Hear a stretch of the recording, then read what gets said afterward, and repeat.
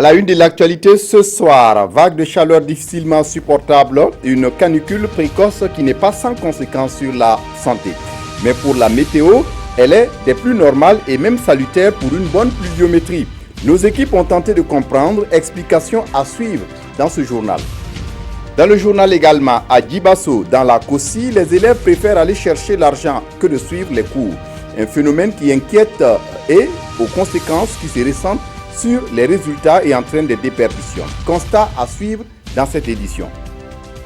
À l'étranger, par contre, lui n'est pas absent à son poste, mais malgré une absence de 1 mois et demi, le président nigérian Muhammadu Buhari est rentré vendredi de Londres, mais préfère laisser les rênes du pouvoir à son vice-président. Il affirme vouloir se reposer. Ce sont là les titres du 20h. Mesdames, Messieurs, bonsoir.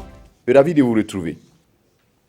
Mais avant de développer ces titres, sachez que Salif Diallo a été confirmé à la présidence du MPP, le parti qui vient d'achever son deuxième congrès ordinaire cet après-midi à Ouagadougou. Simon Compaoré est quant à lui élu au poste de premier vice-président. Le nouveau bureau au complet avec Draman Guéné. À l'unanimité, Salif Diallo est confirmé à la présidence du MPP. Simon Compaoré, premier vice-président, et Clément Sawadogo, deuxième vice-président. Le nouveau président du parti au pouvoir est épaulé de 5 vice-présidents pour un bureau de 78 membres, dont le premier ministre Paul Kaba-Tieba. Pour le nouveau bureau exécutif national, les chantiers sont énormes à 3 ans des élections générales. Il est impératif pour le parti de former les responsables des structures géographiques et spécifiques dans les 6 prochains mois à partir du Congrès, d'entretenir un dialogue politique républicain avec les forces politiques démocratiques et républicaines.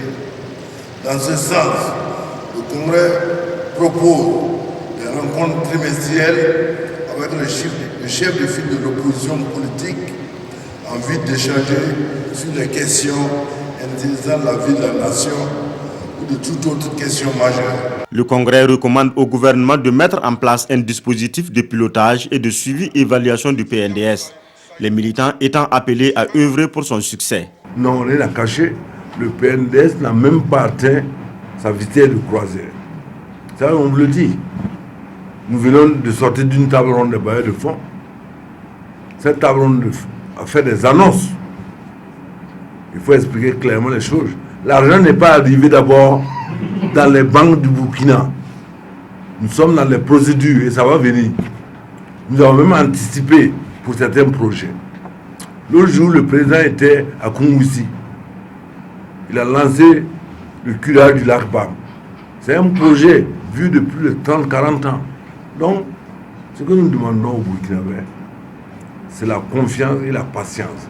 Ce deuxième congrès du MPP qui s'achève ce soir demande aussi au gouvernement l'effectivité du budget programme et l'ouverture des marchés publics aux jeunes opérateurs économiques nationaux pour l'émergence d'une nouvelle génération d'entrepreneurs. Dans l'actualité ce soir, la canicule s'est installée depuis quelques jours. 42 degrés à l'ombre, c'est la maximale enregistrée ces derniers temps à Ouagadougou et dans bien de localités. Pour la météo, la chaleur qui s'observe au mois de mars est des plus normales. Et mieux, la météo estime la canicule salutaire pour une bonne pluviométrie. Explication Gérard Sommet, Zalissa Sanfo. Vendredi 9 mars, jour de tournage de notre reportage, le thermomètre indique 42 degrés à l'ombre aux environs de 14 heures. La maximale en cette période de mars est atteinte. Et 42 degrés déjà, c'est une température quand même élevée. Sur le plan climatologique, c'est tout à fait normal, même si c'est un peu plus rapide que les autres années. Il fait chaud. Et ici, à la Direction générale de la météorologie, on surveille cet envolée de la température de plus près. C'est la partie allant du Sénégal, une bonne partie de la Mauritanie, le Mali, le Burkina, le Niger, le nord du Nigeria, une bonne partie du Tchad, du Soudan.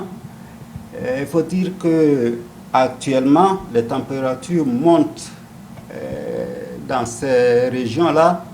Et si le thermomètre affiche 42 degrés en mars, Le pire est à venir. Il fera encore plus chaud au mois d'avril. Mais le meilleur aussi est à venir, car c'est plutôt bon signe d'une bonne pluviométrie. C'est indispensable qu'on ait la chaleur. Sans cette chaleur-là, il n'y a pas de pluie. Donc, effectivement, on en souffre, mais plus il y a la chaleur, plus la saison va avancer vite et peut-être, au résultat, on peut avoir de la bonne pluviométrie. La forte chaleur est donc un mal nécessaire. Et pour minimiser ses effets néfastes, la Direction générale de la météorologie promet cette année mettre sur le marché un bulletin qui informe sur les différentes vagues de chaleur ainsi que les précautions à prendre. Cette vague de chaleur est difficilement supportable pour les populations qui vivent mal cette situation. C'est une arrivée précoce de la chaleur. Reportage Ira Soumé, Zalissa Sanfo.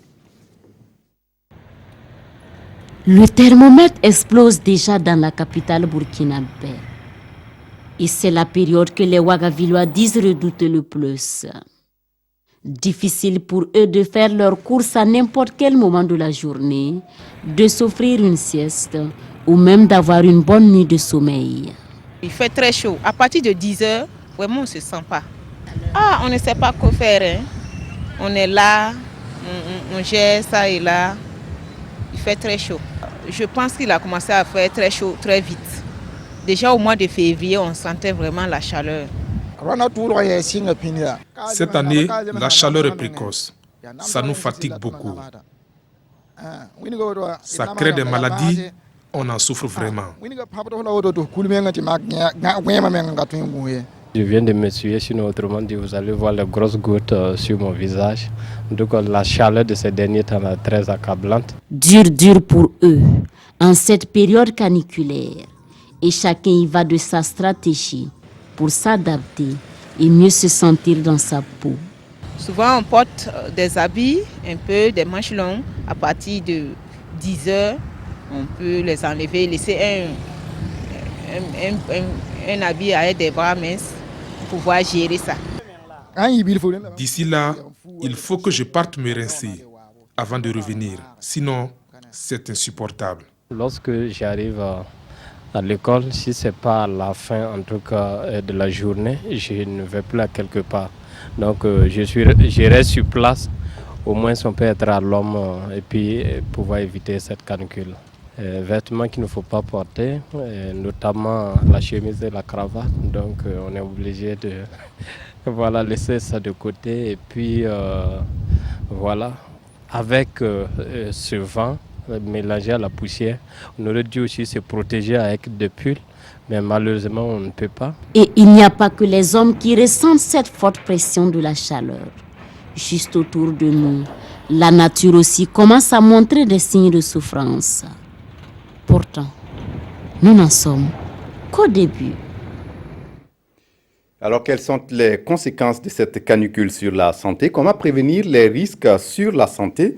Le docteur Hervé Thienaud, maître de conférence agrégé en médecine interne, est notre invité. Bonsoir, docteur. Bonsoir, M. Kindo. Merci de votre disponibilité. Alors, dites-nous, docteur, en quoi la chaleur est dangereuse pour la santé?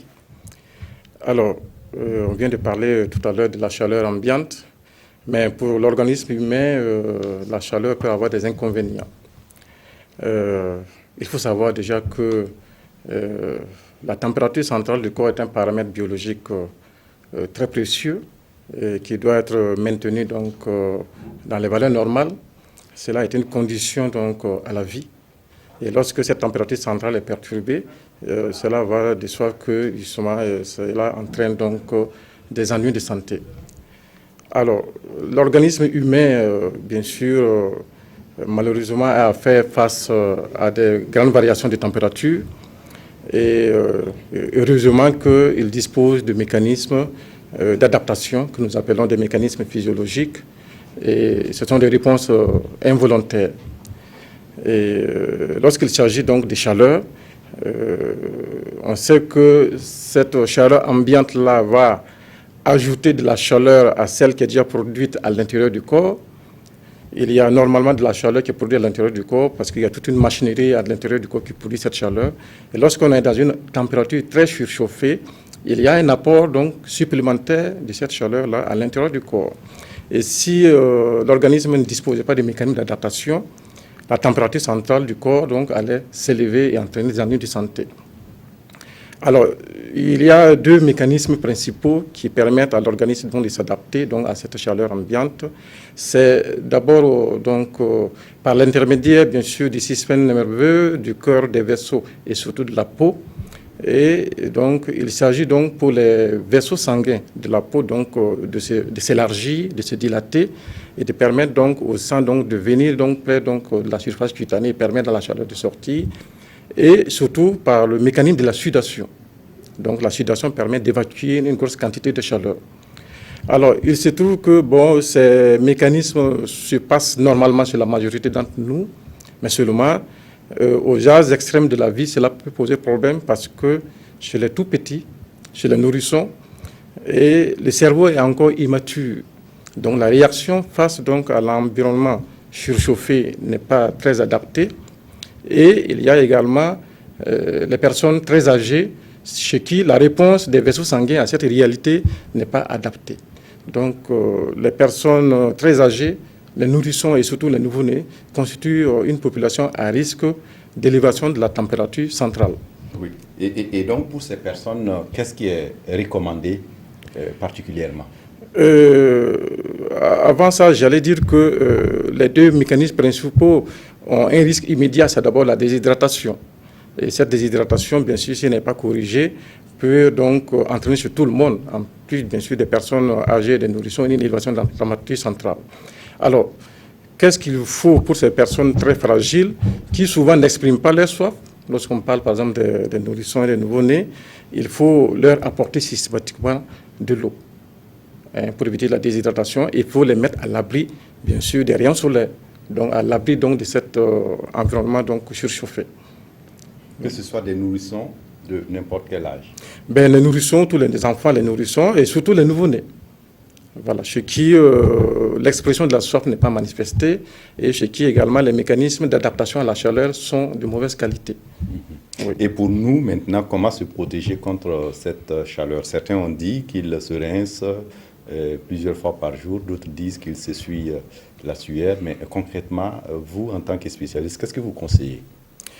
Chacun va effectivement y aller avec ses moyens. Toujours est-il que les réponses comportementales que nous devons avoir face à cette chaleur ambiante, c'est d'abord, de faire en sorte qu'on s'expose moins aux fortes chaleurs. Donc, c'est se mettre à l'abri de la forte chaleur, se mettre à l'ombre dans un milieu bien aéré. Oui, si possible, bien sûr, se mettre dans des environnements climatisés, porter des vêtements légers. Ça, c'est très important. C'est vrai que prendre de l'eau à température moindre que l'environnement ambiant, ça permet également de rafraîchir la surface corporelle. C'est des petits moyens qui existent, mais on ne peut pas être consommant dans l'eau. Vous voyez, donc se mettre à l'abri donc de forte chaleur, se mettre à l'ombre dans un milieu bien aéré, ça c'est un ensemble de comportements.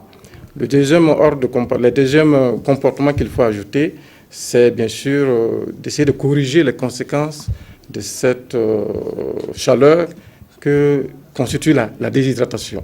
Parce que lorsque on transpire, lorsque la sueur s'évapore, l'organisme va tendre à se vider de son eau et forcément il faut donc corriger donc cette déshydratation en apportant conséquemment donc de l'eau. Et lorsqu'on veut assouvir sa soif, c'est de l'eau plate qu'il faut boire. Il ne faut pas boire de l'eau de la boisson alcoolisée ni de la boisson sucrée. Alors la mention particulière qu'il faut ajouter, chez les nourrissons qui sont sous allaitement maternel exclusif, il faut savoir que le lait maternel comporte 90% d'eau et ces nouveau-nés peuvent avoir leur besoin d'eau totalement satisfait par l'allaitement exclusif. Donc, recommander souvent de se promener avec de l'eau sur soi. Ben, absolument, oui. En tout cas, ne pas souffrir de soif et se laisser déshydrater, ça c'est augmenter ses risques de maladie. Merci à vous, docteur, d'être venu nous donner tous ces conseils. Je rappelle que vous êtes docteur Hervé Thienot, maître de conférence agrégé en médecine interne, et vous êtes venu nous donner des conseils à propos de cette vague de chaleur qu'on constate ces derniers temps. Vous restez avec nous pour la suite du journal. Et pour la suite du journal, la vague de chaleur est une période qui rime avec une forte consommation d'électricité, mais face au délestage intempestif et au manque d'alternatives de la Sonabel, les Burkinabés se tournent de plus en plus vers le solaire. Ils sont nombreux donc à investir dans ce domaine. Sont-ils satisfaits? Élément de réponse avec Zoubaviel David Dabiré. La période caniculaire est un véritable calvaire dans les grands centres urbains. C'est un moment de grande consommation énergétique. Et à Ouagadougou, la Sonabel ne semble pas rassurer les populations quant à sa capacité à couvrir leurs besoins énergétiques. C'est donc la ruée vers l'énergie solaire. Ce qui nous a amené vers le solaire, c'est dans un premier temps, c'est les factures, les coûts élevés. Deuxièmement, bon, il y a les coupures. Au temps de chaleur, il y a trop de coupures. Donc, avec le solaire, il n'y a pas ça. Cette quiétude, Boukari Zida la doit à 12 panneaux solaires et 4 batteries. De quoi alimenter 2 téléviseurs, une vingtaine d'ampoules et bien d'autres matériels électroménagers dans son domicile. C'est une énergie d'avenir pour toute l'Afrique. Et cela, Abdul Lazim Gigma l'a compris assez tôt. Depuis une dizaine d'années, ce spécialiste du solaire fournit du matériel à une clientèle de plus en plus nombreuse et exigeante. Dans sa galerie, il nous présente différents types d'équipements solaires. Et preuve de l'efficacité de ces équipements, son bâtiment R+2 fonctionne entièrement à l'énergie solaire. Pour Abdul Lazim Gigma, l'énergie solaire est aujourd'hui à la portée de toutes les bourses. On ne demande pas un grand moyen pour les plaques solaires. Voilà. L'équipement solaire ne demande pas le grand moyen actuellement parce que comme l'État a fait diminuer les taxes là-dessus, ça a permis aux importateurs de pouvoir amener ça en grande quantité et en moindre coût. Donc je crois que sur le marché, avant nous avons des plaques de 250 qui coûtaient de 450 000 à 500 000, où on va acheter jusqu'au Mali, amener ici. Mais maintenant, sur le marché, ce n'est plus quelque chose de 80 à 100 000. Et au cours de l'interview, la chaleur commence à se faire sentir. Séance tenante, il nous fait une démonstration avec un ventilateur connecté à un dispositif solaire. On peut le brancher directement avec la batterie. Voilà, vous voyez ce que je fais. Comme ça. Voilà, et puis vous démarrez ici. Voilà, c'est ça qui marche comme ça. Le solaire se veut donc l'énergie alternative aux combustibles fossiles conventionnels. Et selon certains experts, seulement 5% du Burkinabé consomment cette énergie. Un chiffre qui devra doubler dans les années à venir.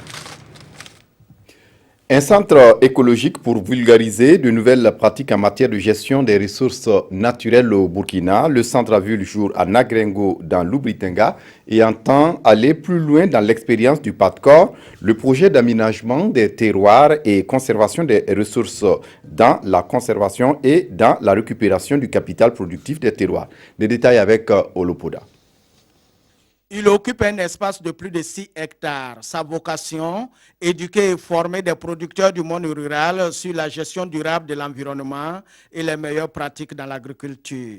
Éco-Centre Burkina, c'est de ce centre écologique qu'il s'agit. Il ouvre officiellement ses portes ici à Nagrengo, à une trentaine de kilomètres de Ouagadougou. L'initiative est portée par des anciens travailleurs du projet germano-burkinabé PATECOR et va servir de cadre d'éducation environnementale ainsi que d'apprentissage en matière de bonnes pratiques agricoles pour un développement durable. On a aussi un esprit de plaidoyer, d'augmenter les appuis au niveau des interventions dans le sol et sur l'environnement, aussi d'augmenter l'appui au niveau des producteurs pour la récupération, la protection de l'environnement et pour une agriculture durable. Avec beaucoup de visiteurs, ils seront sensibilisés pour l'état de l'environnement aujourd'hui, mais aussi les tendances. Nous voulons donner ici surtout une voix pour les jeunes. Pour cela, il y a aussi maintenant un programme pour les élèves. Ce centre de biodiversité d'un montant de 200 millions de francs CFA comprend des salles de formation, des parcelles de démonstration et des champs-écoles. Des infrastructures réalisées pour incorporer de nouvelles pratiques modernes au sein de la communauté rurale en vue de garantir une exploitation efficace et rationnelle des ressources naturelles face à la désertification, au choc climatique.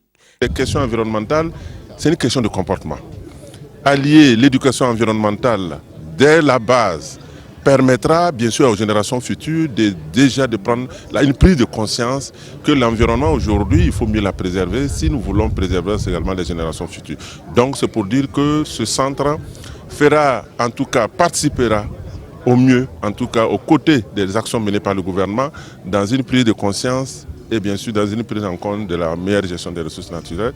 Centre de transfert de compétences. Ecocentre Burkina suscite de l'espoir en matière de sensibilisation pour une gestion durable de la biodiversité, pour un équilibre et surtout permettre à l'homme de prendre son destin à main dans un contexte de changement climatique. Une mission de vaincre ou périr, l'avenir de l'humanité étant en jeu.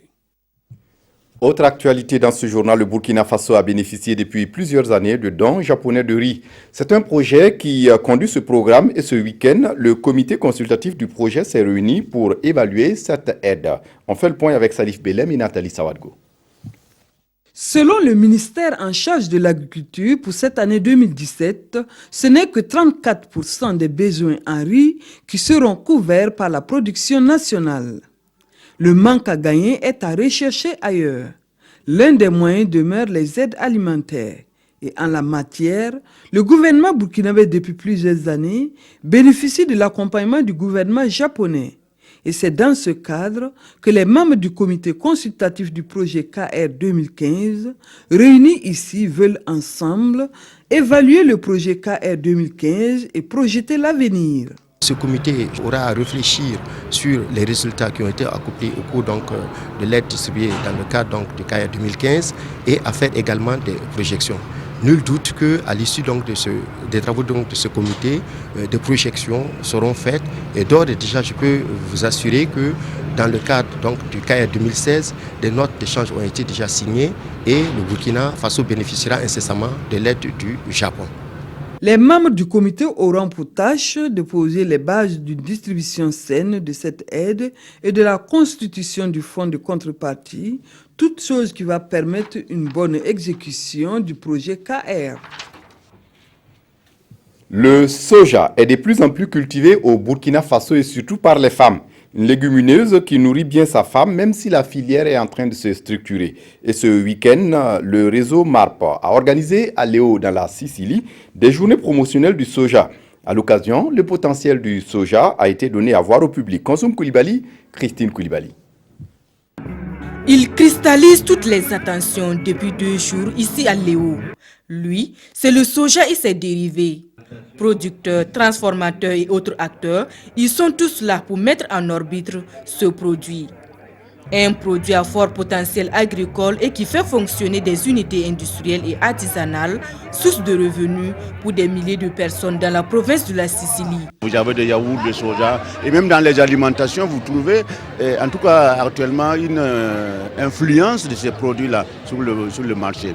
Donc, mais la plante même, aujourd'hui, j'étais étonné que des personnes importantes, des cadres du Burkina, ne puissent pas connaître la plante du soja. Il y a l'importance, mais il y a la méconnaissance de la plante. Alors, pourquoi ne pas faire de telle sorte que la plante soit connue et que si on connaît les produits, on connaît les bienfaits du produit, l'efficacité des produits, c'est facilement vulgarisable. Ces journées promotionnelles 2 du champ lancent la réflexion sur les contraintes et les opportunités entrepreneuriales du soja et du maïs pour les petits producteurs et productrices. Même les femmes maintenant produisent du soja.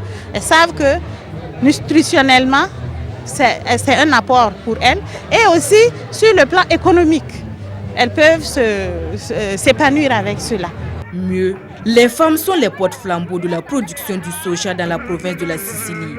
Les meilleures productrices et transformatrices sont reparties avec de quoi booster leur activité. Le leadership des femmes paysannes encore et toujours sollicité. Oxfam mène en ce moment un plaidoyer dénommé Campagne Cultivons en faveur de meilleures méthodes pour cultiver. L'ONG veut donc s'appuyer sur le leadership des femmes paysannes pour bâtir un Burkina Faso sans fin. Thiedi Larien, Estelle Judith Assogba.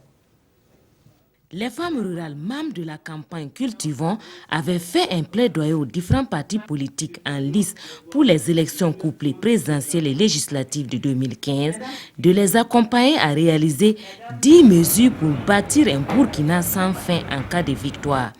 Un an après, ces femmes se retrouvent pour faire le bilan de la mise en œuvre de ces engagements pris par le gouvernement. Aujourd'hui, nous allons faire le bilan à partir de la politique générale que le Premier ministre avait faite. Au niveau de la politique générale, nous avons vu qu'il y a eu 5 mesures qui sont dans la politique. Il y a 3 mesures qui sont partiellement prises en compte et 2 mesures en ce qui concerne les 30% qui doivent être attribués au secteur agricole et au secteur de l'élevage, et également sur la participation des femmes dans le domaine vétérinaire. Donc ce sont ces 2 qu'on ne retrouve pas. Les 5 mesures prises en compte sont l'accès à la terre, au crédit, aux techniques de production et à la technologie. Pour ces femmes, c'est déjà une avancée, mais le gouvernement peut encore mieux faire. Nous devons aujourd'hui réfléchir et faire des recommandations à l'État pour que l'on puisse prendre en compte ces 2 mesures également. Les femmes rurales se disent déterminées à jouer leur partition pour peu qu'elles bénéficient d'un accompagnement conséquent de la part du gouvernement. Je vous le disais en titre, à Djibasso, dans la province de la Kossi, les élèves abandonnent les classes le jeudi pour aller mener des activités commerciales. En fait, c'est le jour du marché de Djibasso. Et pour ces élèves, ils préfèrent aller chercher l'argent au lieu de suivre les cours. Un phénomène qui inquiète tant ses conséquences se ressentent sur les résultats et entraîne des déperditions. Constat avec Karim Ouedraogo. Jeudi, jour de marché de Djibasso, les commerces courent du monde. Les commerçants sont venus de la Côte d'Ivoire, du Mali et du Burkina pour faire de bonnes affaires. C'est aussi un jour de classe pour les élèves. Mais de plus en plus, ils abandonnent les classes au profit des activités commerciales chaque jeudi dans cette partie du Burkina. Enoch Dembélé fait partie de ces élèves-là. Inscrit en classe de 4e au collège d'enseignement général de Djibasso, il a tiré presque tous les cours de jeudi au cours du premier trimestre de cette année scolaire pour vendre des sacs en plastique. Un triste constat qui inquiète plus d'un. Nous remarquons beaucoup dans les cahiers d'absence que les jeudis, le taux d'absence est plus élevé que les autres jours. Cela s'explique par le biais du fait que le marché de Djibasso c'est un grand marché et de nos jours les enfants sont attirés par les gains. Donc ils préfèrent aller chercher l'argent au lieu de venir suivre les cours. Dans l'après des fêtes, les derniers jeudis, presque les classes sont vides. Le phénomène a atteint les écoles primaires et ce depuis février 2016 avec l'instauration de la journée continue. Depuis la réforme des horaires, on a pris en compte la journée de jeudi et tout le problème s'est présenté en ce moment. J'étais en tournée dans une école à 8 km d'ici. Le jour du marché même, des élèves étaient dans les charrettes. Ils sont venus traverser la cour de l'école. Le directeur de l'école les regardait partir comme ça. Il ne pouvait rien dire. Donc, le phénomène est réel. Les enseignants sont aussi touchés par ce phénomène, surtout ceux des villages environnants de Djibasso. Les jeudis, généralement, c'était la tradition ici en tout cas. Les enseignants venaient pour s'approvisionner et puis repartir. Effectivement, nous sommes parfois en conflit avec certains qui quittent la classe pour venir s'approvisionner. On a dû écrire pour rappeler les uns et les autres à l'autre. Cette situation n'est pas sans conséquences. Elle entraîne les mauvais résultats et la déperdition scolaire entre autres dans cette localité. Face à ce phénomène, des mesures sont prises pour éradiquer ce problème qui prend de l'ampleur ces derniers temps.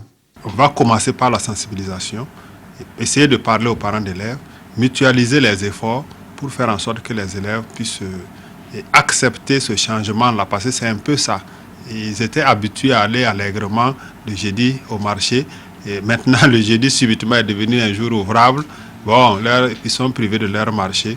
Ça va rentrer dans les mœurs. Certainement, ça n'a pas encore pris, mais ça va aller avec le temps.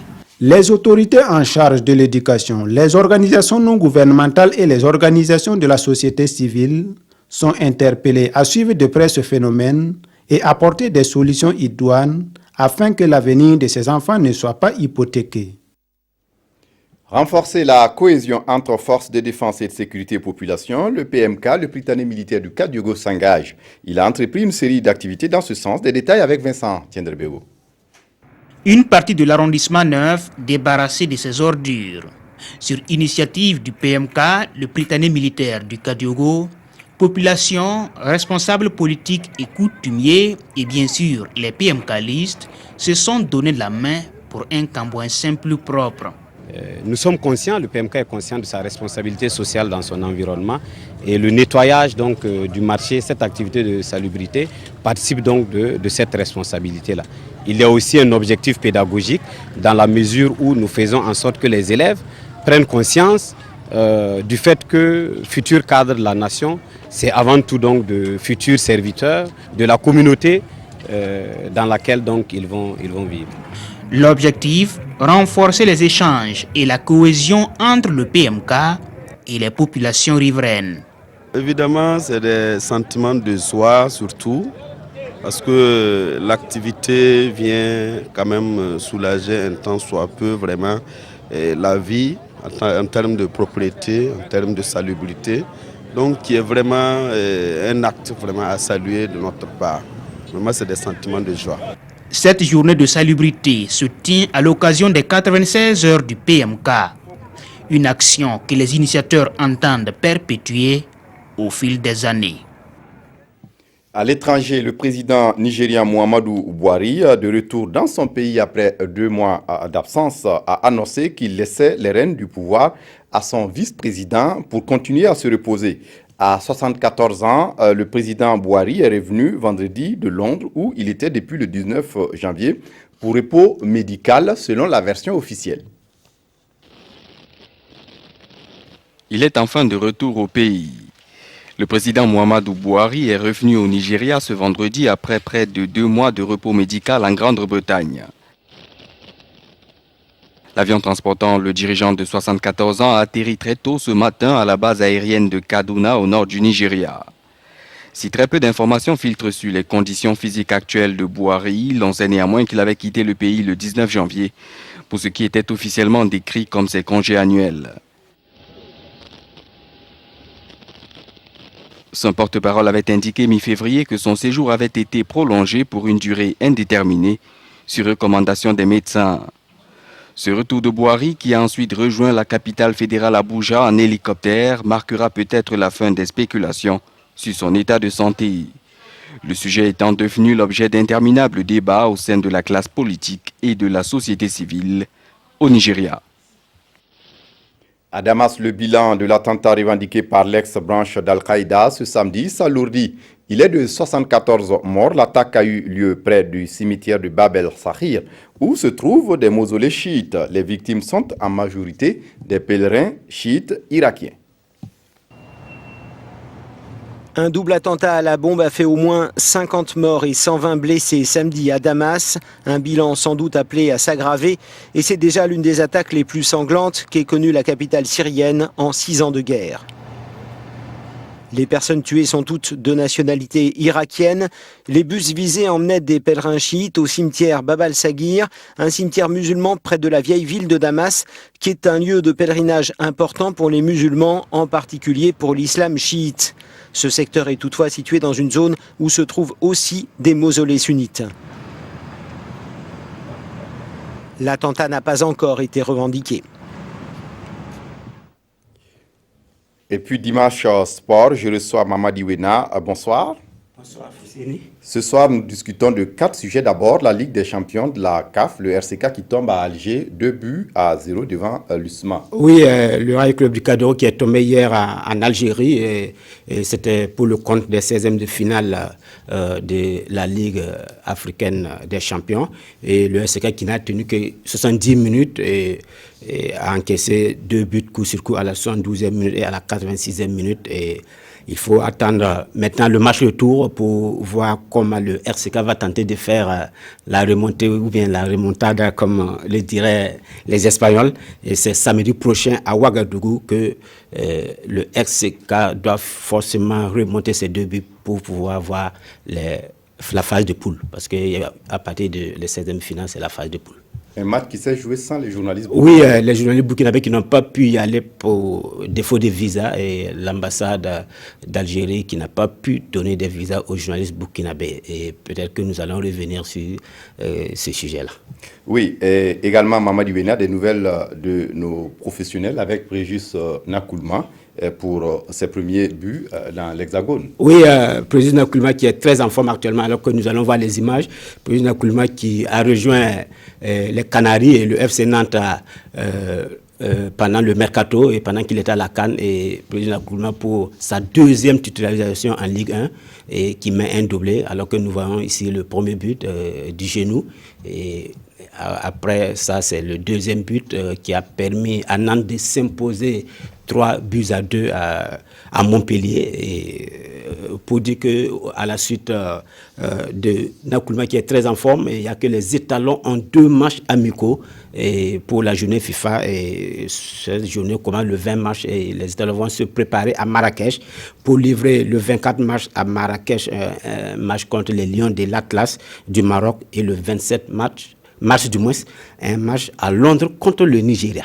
Oui, il y a également le championnat national de football de première division. Oui, on revient sur le championnat national avec la 15e et dernière journée de la phase aller.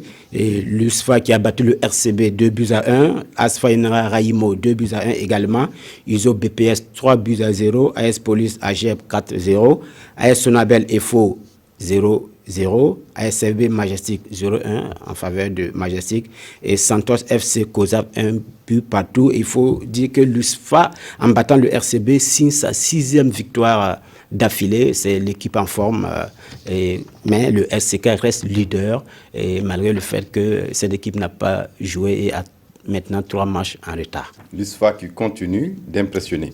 Oui, pour finir, Mamadi Wena du handball avec le but du championnat de la Ligue du Centre. Oui, la Ligue du Centre qui, après avoir lancé la Coupe Poulma la semaine dernière, a entamé hier le championnat national senior et toutes les catégories en dames.